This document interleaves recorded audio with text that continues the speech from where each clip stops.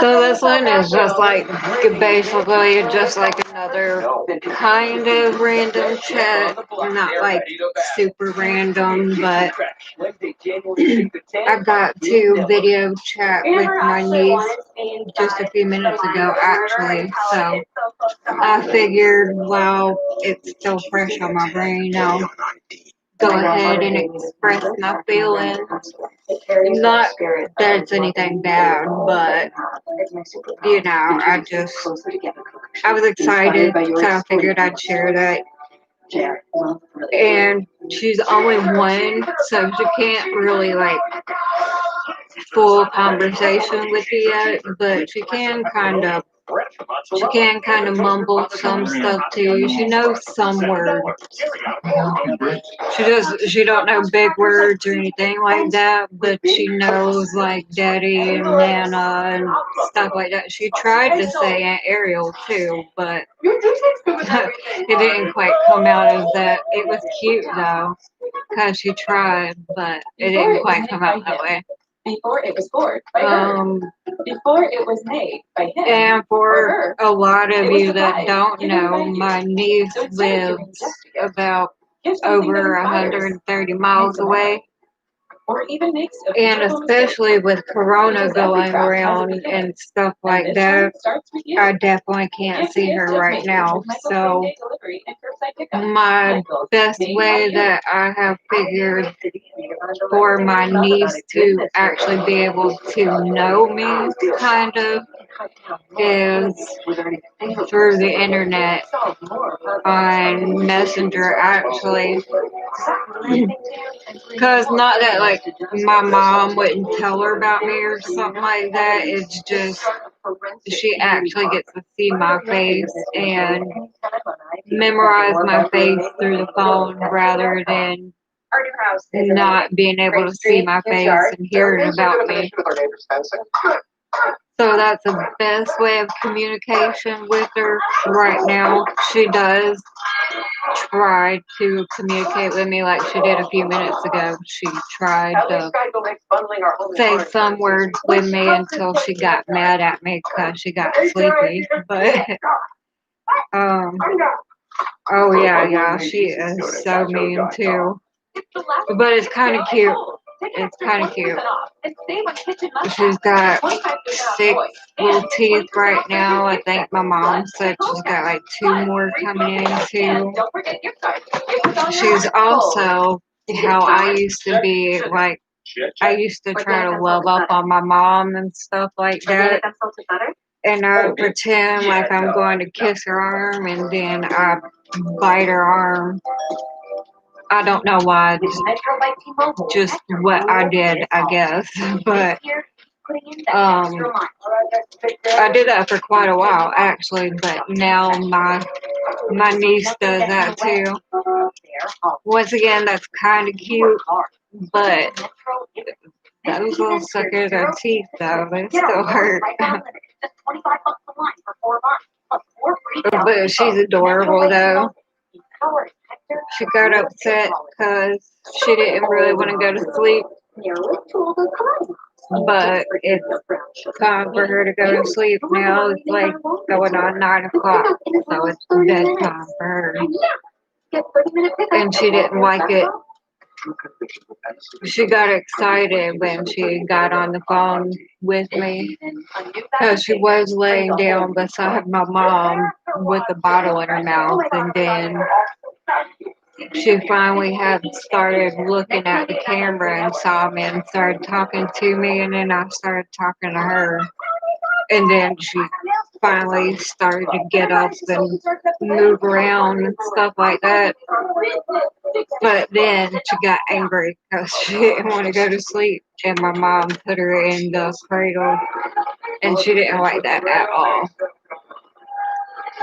But she actually told me good night, so that was kind of cute too.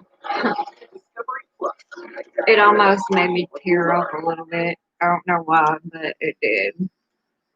She told me good night. Was always very It's the first time she's ever told me good night anyway, so I don't know if it's like the first time she's ever said it. I doubt it. But first time to me, so. She said, well, we were in the hotel like, how adorable. And when they came in late at night, but I was going to plan to see her for our birthday because we share the same day here on the 29th. But due to COVID going back up in the numbers and stuff like that, we just decided this year is just not a good idea. Especially since her immune system isn't built up like that yet. So I would be really scared to pass something on like that to her.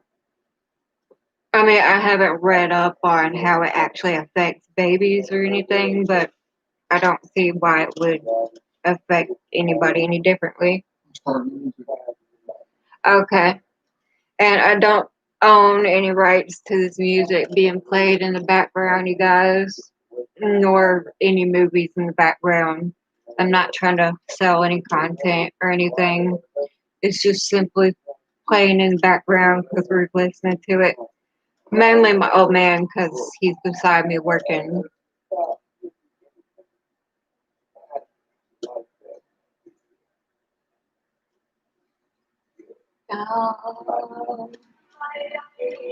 Can you also do me another favor and hand me my drink beside you on the couch? Mm. But I can't wait to actually be able to go and see her again, which I think maybe should be around probably summertime is what I'm shooting for. I honestly hope it could be sooner than that, but with the truck being how it is right now and with the weather cold right now too and stuff like that and all the rain, it's just we'll see how stuff goes. And also financially too.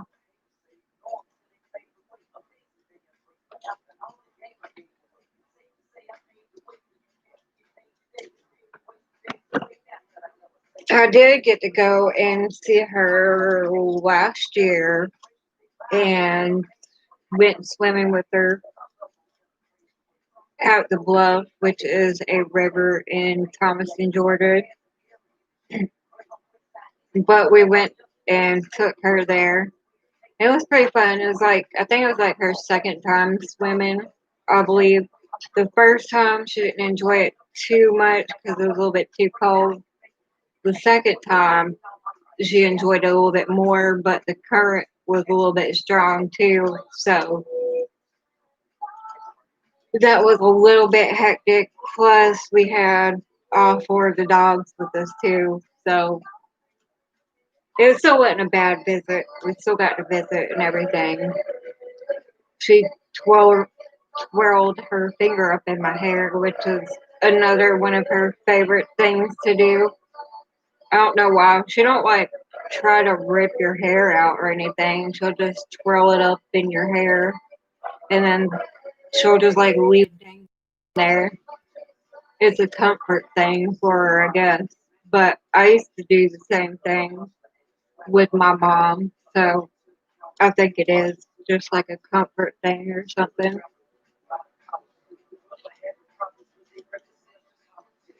But let's see, and I think I saw her one more time before that. It was after she was born. Um, Not long after that, I don't think,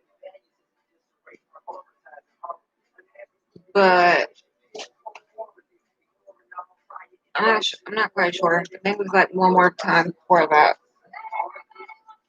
So I've actually officially met my niece in person only twice, and the rest is video chat.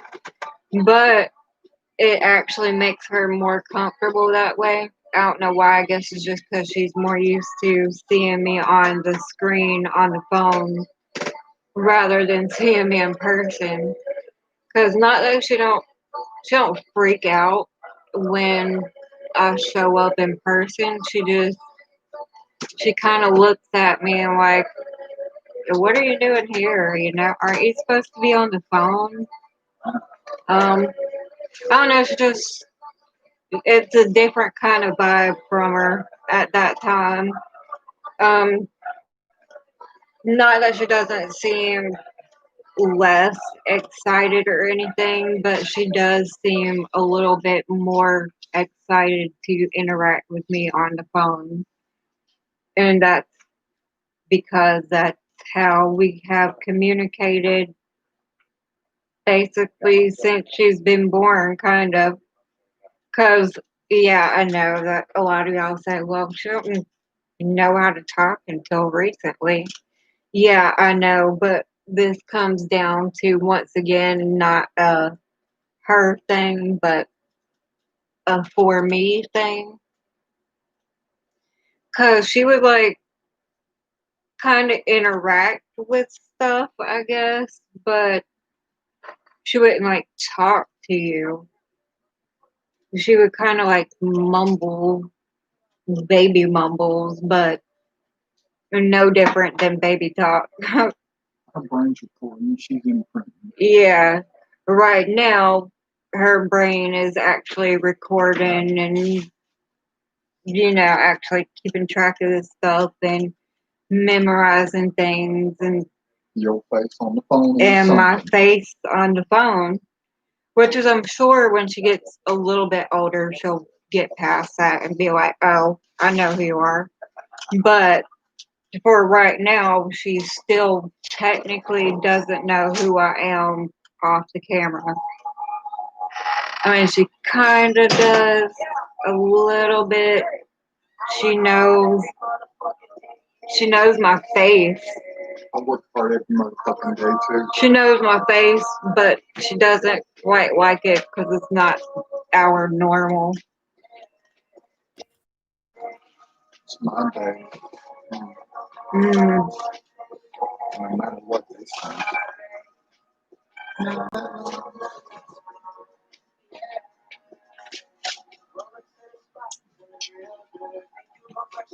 Oh, and to my sister-in-law, pretty much my brother's girlfriend. Damn, what was I about to say? I was talking about BJ for something. Something. It's nothing bad, of course. It's something good. I'm getting off track. I forgot what it was. I'm sure I'll remember in a minute and say it, but when I remember, I'll say it. Oh, yeah. To my sister-in-law, basically. I did put some of the videos of Dylan on TikTok. Nothing personal or anything like that, where she's not wearing clothes. She's fully dressed and all that stuff, where she's got a blanket covering her up. I mean, I know it's no big deal right this moment, or if you're even concerned like that, but I know last time it was a big problem for my other niece, so I wanted to make sure, that I let you know and respect you also because you are her mother. And I'm not, that I did put two of the videos on there. No big deal right this moment. And I didn't put any personal information on there, like her name or anything like that. Or I may have put like a first name, but I don't even think I did that. Um, as far as birthday and stuff, I haven't even said that, except for we share the same day. No year to that. I mean, I guess people can guess that. But no addresses, nothing, no personal information. So,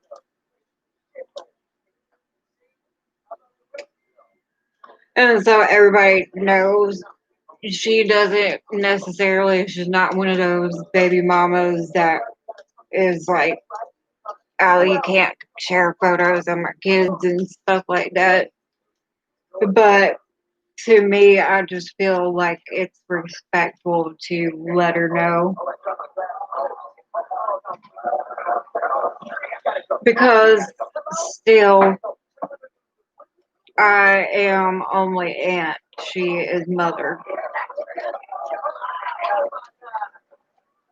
And if she says that she doesn't want it on there and says that she prefers it just to be shared to Facebook or something, then just let me know and I will respectfully take it down.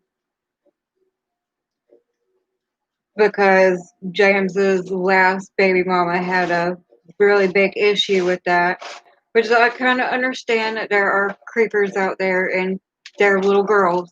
I understand that, but come on, you guys. There's difference between just sharing a picture of a baby and sharing a picture of like an exposed baby like that. That's not what I was doing at all. All I would do is just like some of the pictures of me holding her and stuff like that, or her in her crib. She would have an issue with me posting that to Facebook because there are old men on there. I'm like, okay, I mean, I understand that, but just let me know and I'll take it down. But instead, she would get mad to the point she would block me and cuss me out for it. I'm like, okay, I'm just trying to be her aunt. I'm trying to show her love. I'm trying to show her that I care for her too. Share with the world also.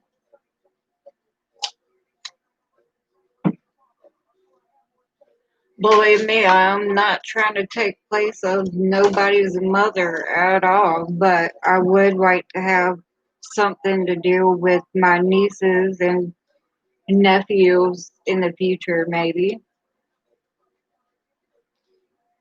because that's what families are supposed to do anyway. I mean, I know a lot of people, some people aren't very close with their families like that.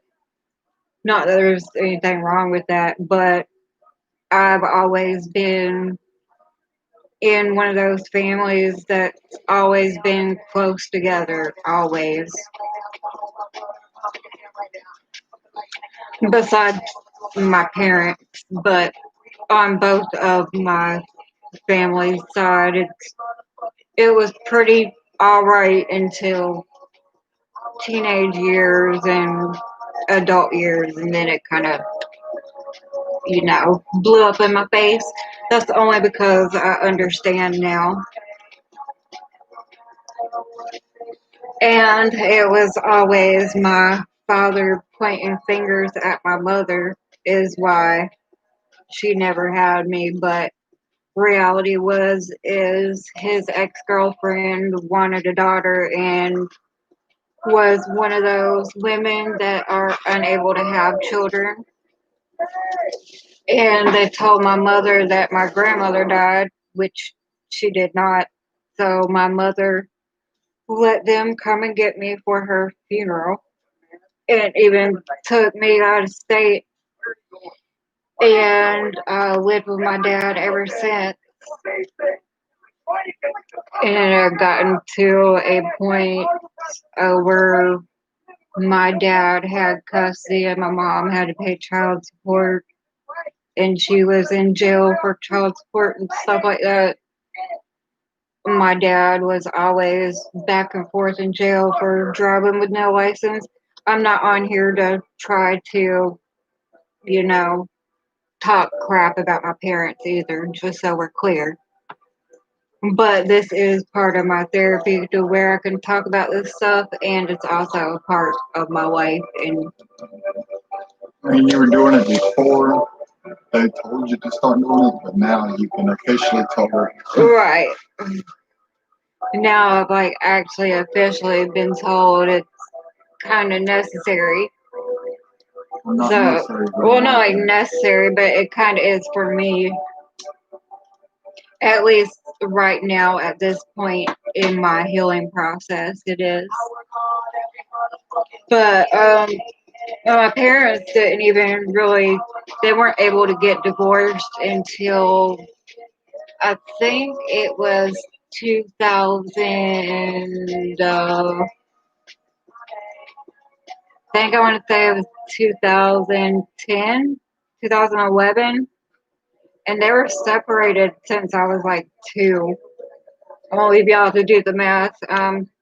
27 on the 29th of this month, so y'all can y'all can do that. But for quite some time, 25 years. 25 years. Oh, duh.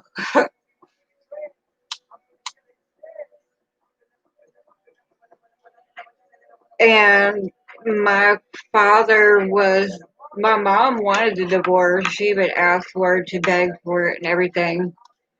But instead, he was one of those people that he held that over her head like, no, you got to deal with it now. We got married. So that's what you asked for.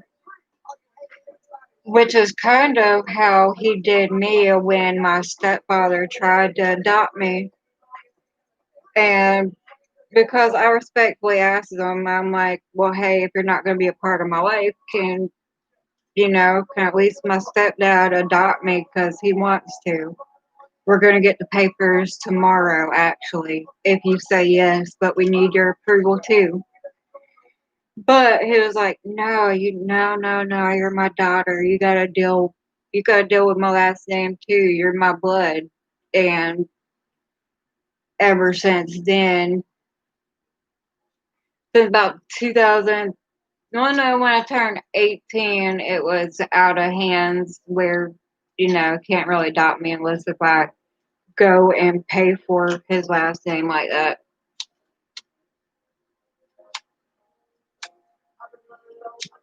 Mm.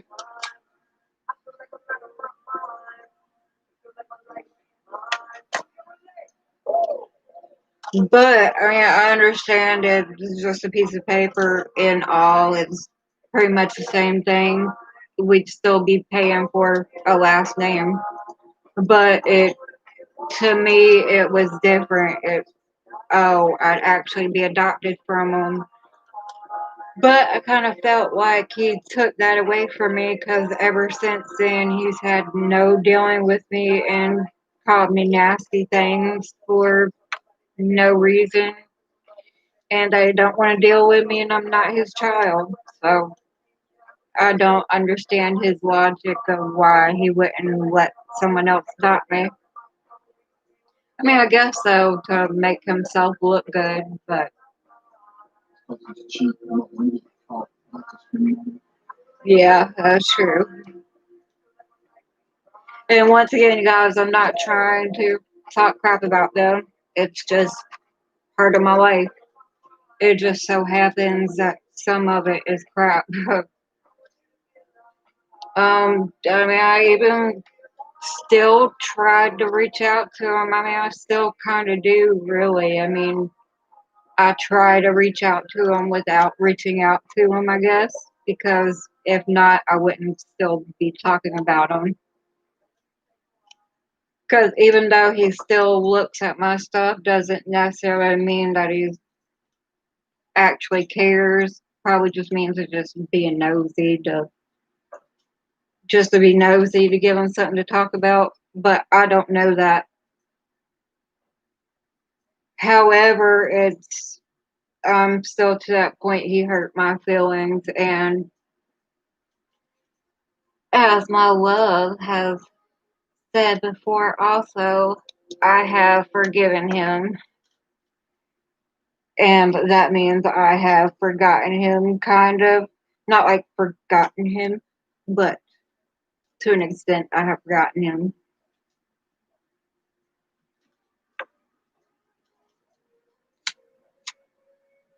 Mm.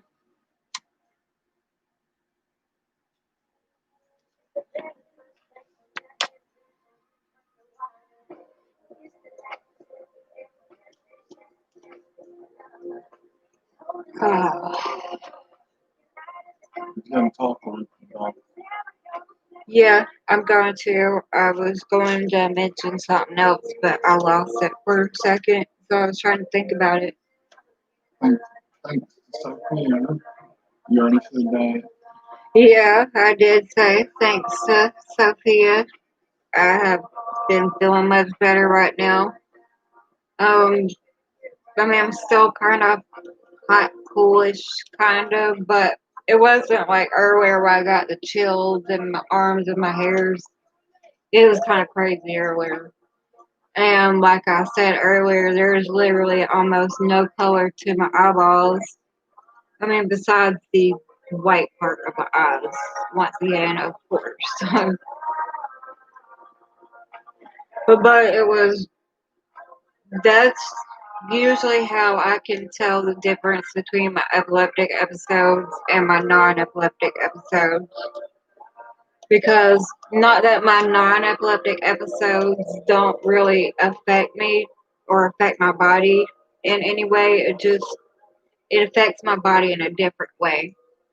My epileptic episodes, my eyeballs right here, they'll kind of start to kind of sag down a little bit. It'll, like how somebody looks when they're crying and kind of been rubbing their eyeballs for quite a minute and it's just really poofy. That's how it gets right here at the bottom of my eyeballs. And then also, my eyeballs will get really watery, like I am crying, but I mean, I'm actually not. I mean, I guess I am, but I'm not crying like that, like because I'm upset or even happy.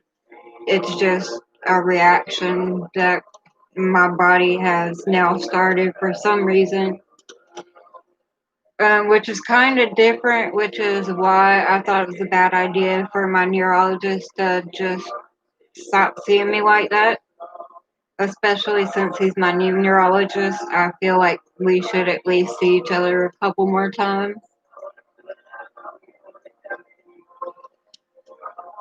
But once again, we're just going to keep looking for another doctor until we find one that is the right fit for me and listens to me and actually gets to it, because some of these things are some things that could have been dealt with a long time ago. And yes, some of it was my fault. I will go ahead and say that, because there's been several times where I had to be admitted to the hospital, and they were even going to do like brain mapping on my brain, stuff like that, to be able to tell where my seizures are coming from. But it scared me. Like, it scared me to know y'all were going to open, open my head open. Ugh, sorry. That y'all were going to open my head and y'all were going to place a map on my brain. Although y'all aren't really like removing anything, y'all are still touching my brain with something. So it makes me nervous. What if you touch it and something comes off or something? I don't know. It's once again back to those what ifs. I was really concerned. I was really worried.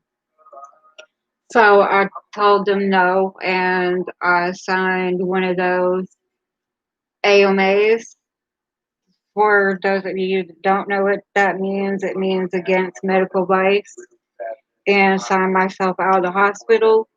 No, I really don't advise any of you do that.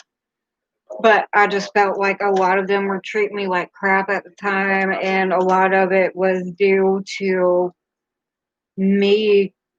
I really wasn't there, so my brain heard what it wanted to hear. And a lot of them were actually trying to help me, but instead of me seeing it as them trying to help me, I felt like they weren't trying to help me at all. But that wasn't necessarily the case. The second option that I had was at Emory. They were going to go ahead. This was like about 5 years ago, I think. I think this is when the VNS had, like, I think a year after it just come out or something like that, once the FDA finally approved it. And my first neurologist mentioned it, and because we have found the source where it was coming from, still, even though we weren't quite sure whether it was due to medications or not, she still wanted it done, really, because taking me off of my medications at that time made it worse. So something's going on, not just the PNES episode.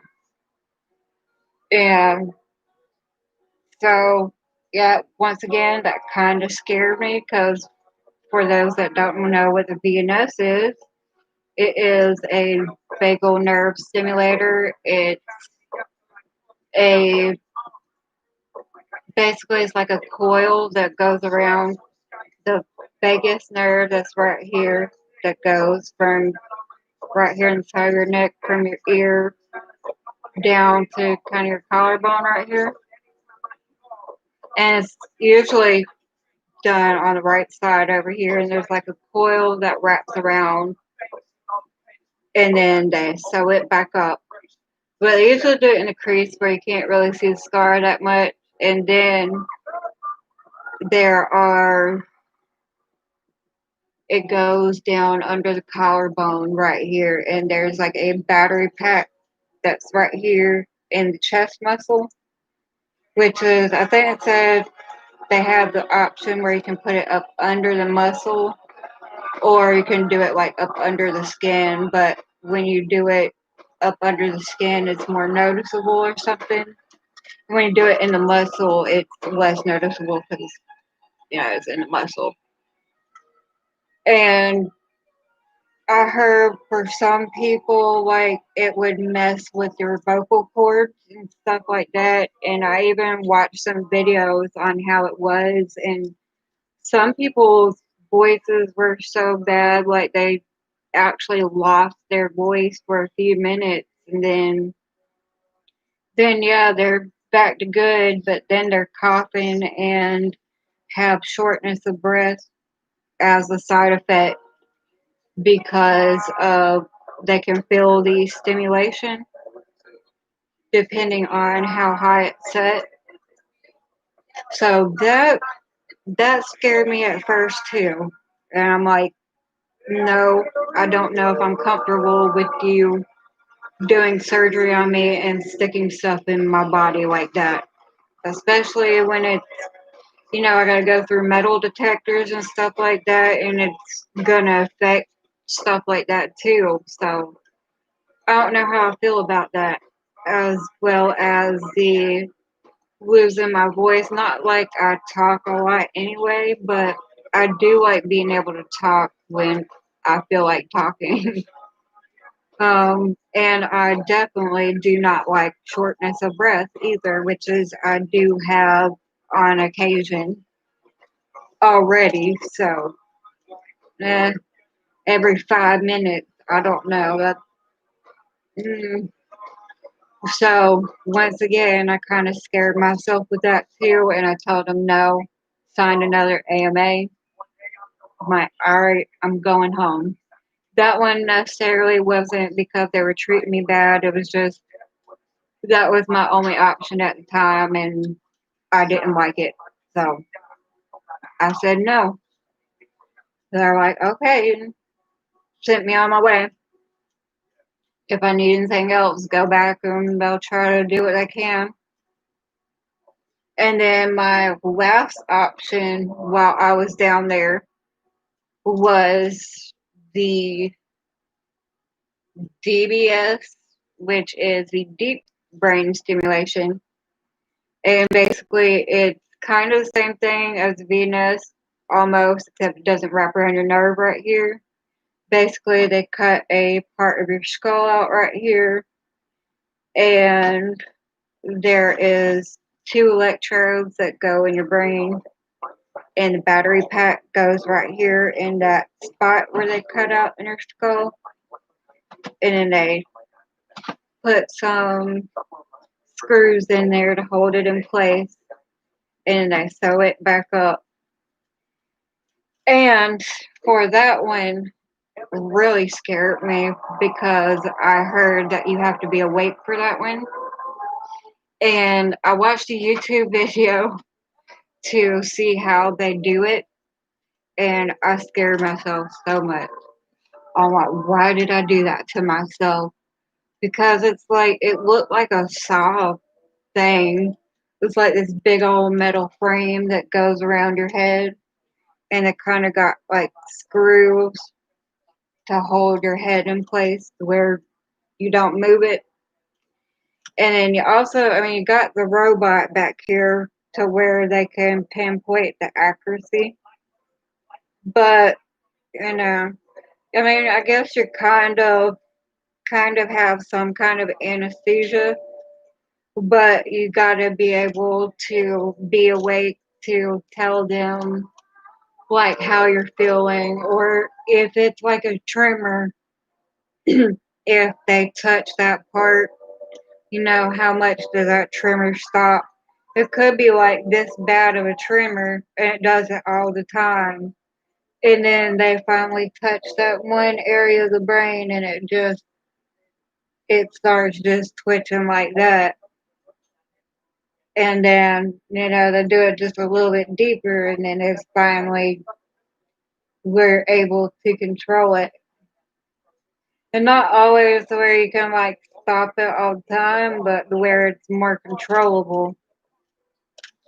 And I thought it was pretty cool, but I was not down with the idea of them messing with my brain, period. I was not excited about that. And I'm like, no, that's even more because I got to be aware during this. I also have PNES episodes. What if I freak out during this thing and I start twitching and having one of those seizures, and the drill just drills in the wrong place? Ugh, it makes me cringe right now. And it just like drills in the wrong place. I mean, I doubt that would happen because once again, there's those screws that keep from that happening. But I don't know that. I've never had this stuff done before, so I don't know if they can have slip ups like that. I don't know how well they all tighten it up always. Maybe they forget to tighten it up one time. I'm sure that probably wouldn't be the case either because not a lot of them do that. But pretty scary thing. If it was something that they would put me to sleep for the whole thing, I probably wouldn't be as nervous. I'm still wasn't quite down with stuff being in my brain, but I'm like, well, if I'm asleep, then I won't notice it as much. But then once again, it was one of those AMAs, and also felt like they were treating me like crap, but my imagination, no, they weren't. They were just trying to help me, but I was being hard headed, and they were trying to let me know that, but I didn't take it as so. I took it as they were trying to, they're just, y'all are trying to tell me, what are y'all trying to tell me? I'm trying to tell you this right here. Yeah, we're listening to you, and this is what we're telling you we can do about it, but then when we tell you we can do something about it, you don't want it done. So we have no other option than to do something else. And so once again, sign myself out. And to when you sign so many of the against medical advice papers, there does come a time when they start to get a little bit annoyed, of course, and don't really take you serious, which I don't blame them. And they start to get a bit grouchy because they're like, oh, well, I'm going to try to help you, but you're just not going to want it. You're just going to turn it away like you do everything else. So why should we help you? And that's basically what it came to down there. And all of those records have followed me here. And since following me here, they treat me like assholes over here too. Um, Not all of them around here. Um, Erlanger and Chattanooga, they're they're on the verge. Some doctors do, not all of them. Majority of them treat me pretty well. Um, the what was it? CHI Memorial in Rossville, Georgia. They treat me like crap all the time. They will just leave me there. They won't even check to see whether it's epileptic or non-epileptic. They'll just stick me in the room and they will literally throw me on the bed. And even if I'm laying halfway off the bed, I can be laying halfway off the bed the whole entire time. And then all of a sudden, when I come to, I'm laying all off the bed and I ask them to help me to get back on the bed, and they just angrily throw my legs and stuff up on the bed and pull me up. And a lot of the times they'll even leave bruises on my legs and under my arms from doing it so hard. I'm like, Jesus, you guys, I mean, you don't have to do it so hard. I mean, it's your job, you know? And if it's something that I need to work through on my own, then maybe you should just tell me that instead of being a douche and trying to hurt me.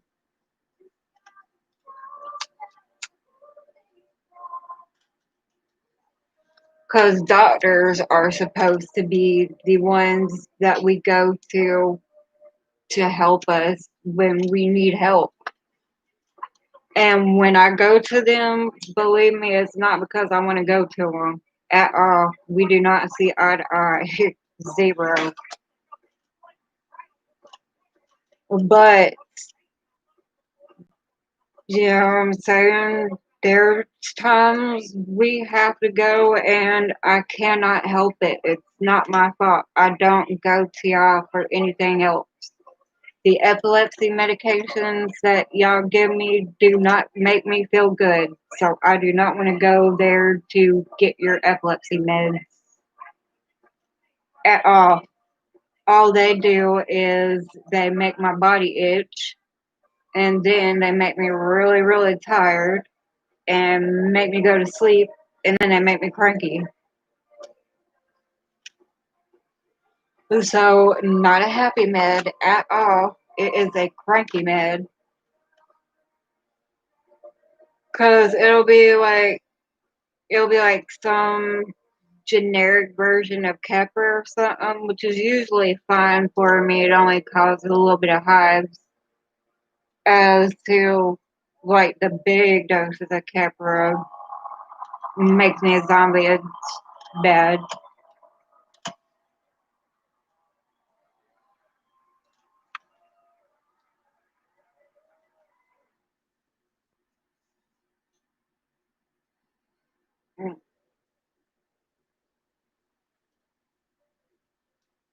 But when they start doing that stuff, they also do it through a pump so they can get it in my system quicker. And that sucks too, because it makes my blood kind of warm too, and it makes me really itchy. But by the time it gets to bothering me like that, the bag's already over with because it's only like a bag that's like that big, and that's usually only when my medication levels are low when they decide they want to check them. But that's honestly why I've stopped going to this one nearby unless if I absolutely positively have no choice.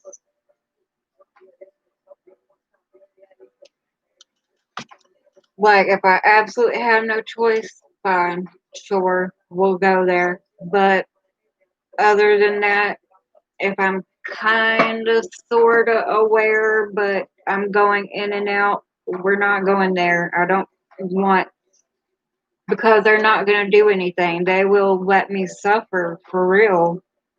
They won't even check whether they're epileptic or non epileptic. They will just leave me in the room to suffer. They won't even come back to check on me until maybe like an hour, 2 hours later.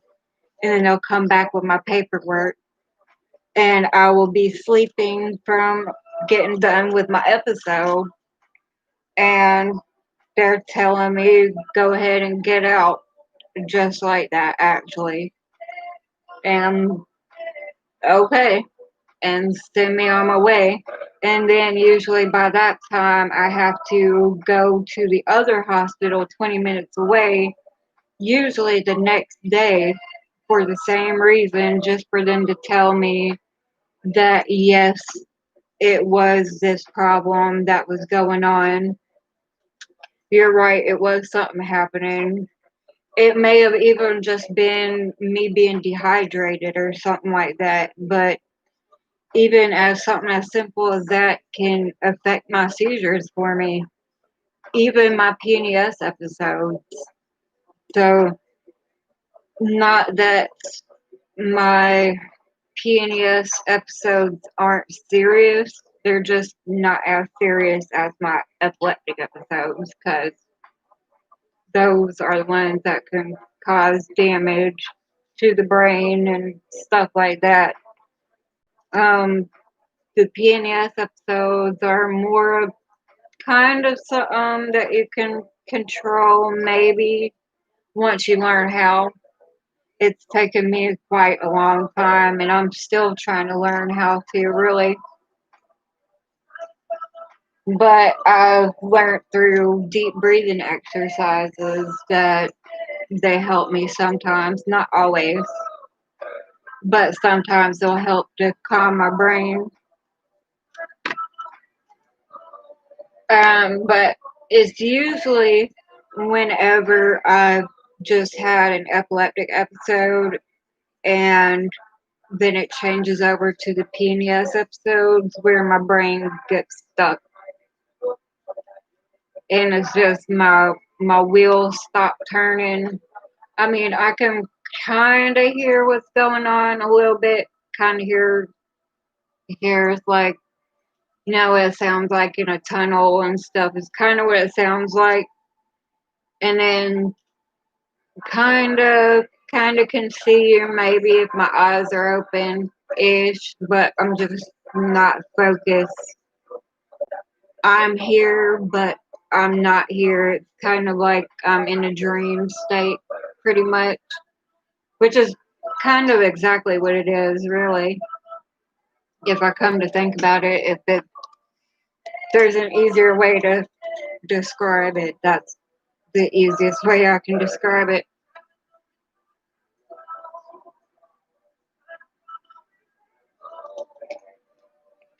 And yes, the PNES episodes, you guys, can even happen in your sleep.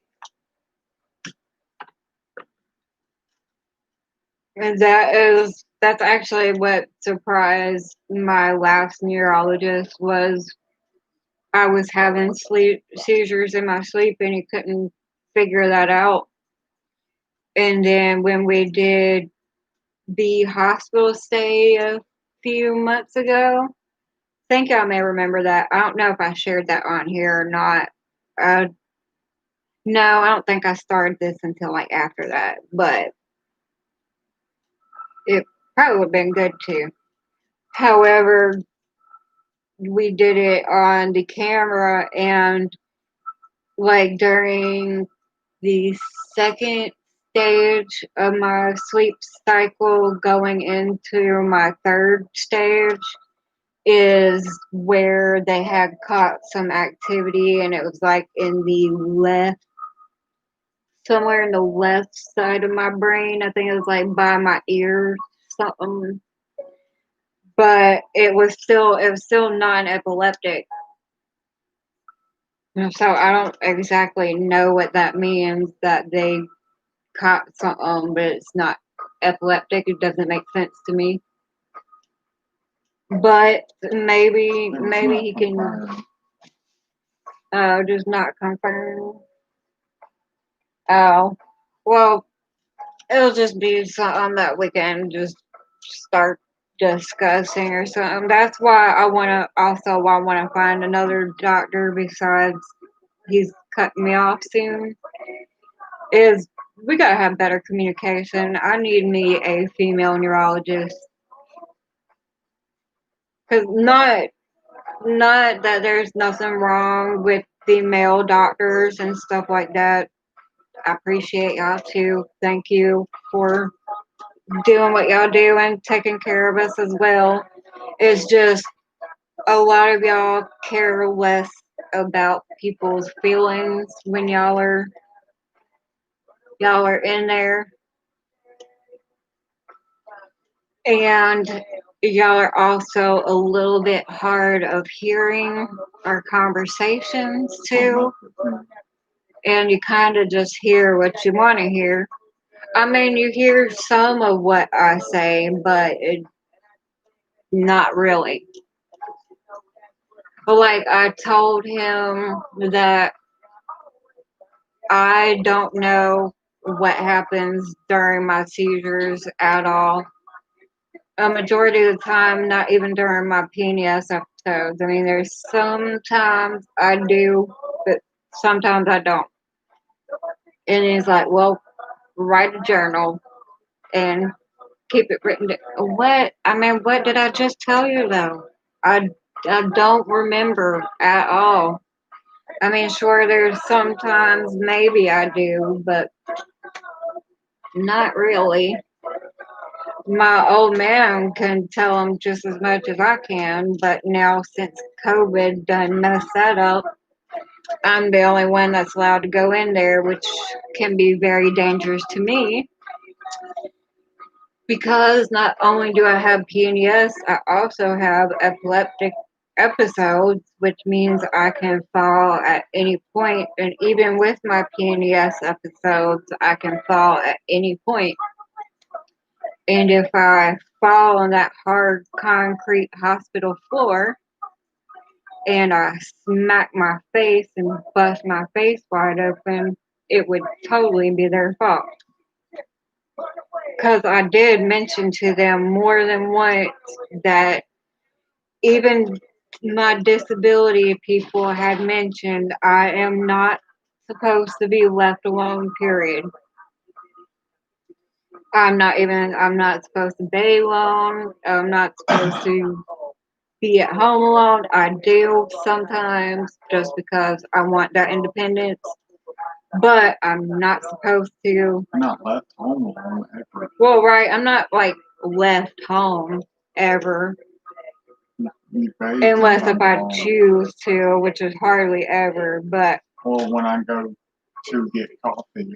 yeah, like mostly when he goes in and gets coffee, and if I'm really tired and don't feel like getting up, but I'm still asleep, so Yeah, I'm not quite concerned about that. I don't ever. But right, when you're awake and active. yeah. But as far as it goes, when I'm awake and active, I am not to be left alone, period. And even because I can hurt myself, also, not like I'm going to hurt myself Well, like if that, you wake up but and you've been hurt. if there has been a time where he's left the floor and then I woke up in the floor and nearly broke my arm. Or arm caught between the bed and the wall. Or there's been a time where my arm was caught between the arm and the wall. You guys, I swear I have no idea how my body ends up in the weirdest places during my episodes. I don't know if anybody else has this trouble either, but sometimes, like, I don't know, my hand will be all weird up here in the couch like that. And then, like, I have one down here, like, stuck under my leg. And then my foot in between the couch or something like that. It's just, I don't know. And just some of them, I don't even, like, twitch that bad or anything.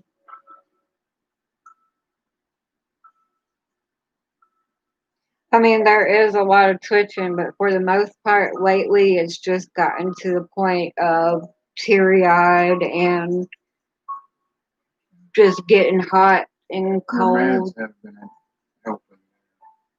Yeah, my meds have been helping. That's why you're not having so many convulsions. Yeah, that's why I'm not having so many convulsions. I honestly don't know if my newer meds are helping with that part or not, but those are about to be out of here in the next week on the 28th. Because she did mention there's a whole list, of course. But I told them already when I go to see a therapist, they're going to do medication, dude. He was like, no, but that's not what I'm wanting, though, because then you're just going back on medication. You need to be evaluated and then see what they say. Okay. And I go and get evaluated, and what is the first thing they do? The first thing they do is put me on 2 different medications. She was going to put me on 3, but she thought it would be best just to do it slowly right now. Like, Jesus. I mean, I thought we said we weren't doing the medication stuff, but when she said when they did their evaluation, she said that she thinks it's to the point that she honestly doesn't think that there will ever be a time in my life where I can be medication free. So that kind of sucked. It kind of made me teary eyed in her office a little bit. And then I had to talk about my feelings. She's not even my counselor, but she's my doctor, I guess. But then I had to explain my feelings, and she's like, "Oh, why are you upset?" Um, well, because you kind of just told me that I will never be medication free. That kind of sucks because I was looking forward to being medication free. And she was like, "Well, you are still an epileptic, so you do need to take some medication because right now that's probably what's helping you right now. We don't know that. That's probably why you didn't find anything that time because you've been taking your medication. So I don't know." But all right, guys, I'm gonna go ahead and go off here because I've made this one a long video like I usually do.